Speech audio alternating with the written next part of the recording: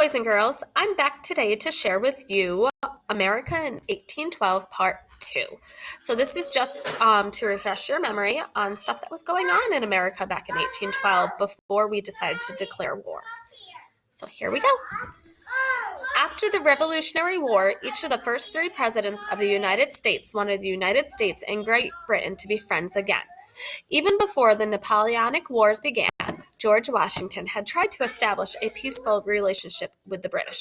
Under his leadership, the United States and Great Britain signed a treaty called Jay's Treaty. In this treaty, the British promised not to get involved or interfere with the United States' business or activities. And we know that they did not keep their promise. During this time, one of the most common ways for two countries to maintain a good relationship was to trade with each other. The United States sent flour and tobacco and other goods to Great Britain. Great Britain sent tea and manufactured goods to America. When the Napoleonic Wars began in Europe, France and Great Britain became enemies. The United States was caught in the middle. The U.S. government really did not want to have to get involved. Merchants in New England relied on trade with Britain to run their businesses. France had helped America during the Revolutionary War. The United States wanted to keep that friendship too. However, when U.S. ships, cargo, and sailors were being threatened, especially by the British, the United States could not ignore it.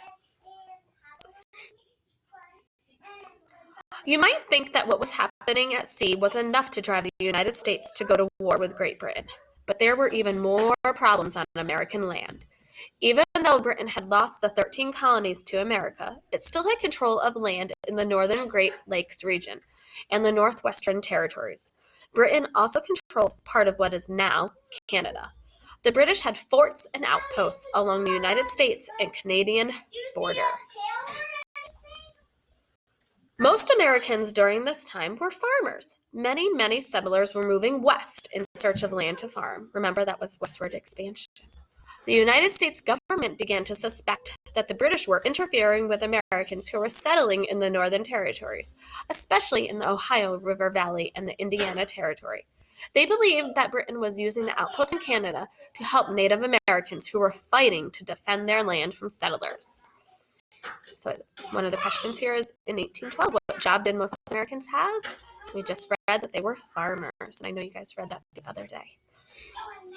In 1811, many Native Americans fought to remove settlers from their land in the Battle of Tippecanoe. The U.S. Army fought back. The American soldiers had reason to believe that the Native Americans received weapons from the British. The British denied it. They insisted that they were only trading with Native Americans, nothing more. I don't think we believed them. So that is the read aloud for today, just a little bit more information for you. What I would like you to do, I'm going to ask you this question here, the Think, Pair, Share. It says, why do you think Native Americans and frontier settlers were in conflict with each other? Remember to think about what Native Americans must have felt as they saw more and more settlers moving onto their land. And we talked about this a lot in the Westward Expansion Unit. So think, why do you think Native Americans and frontier settlers were in conflict with each other? You could voice record your answer and submit it for us. Thank you.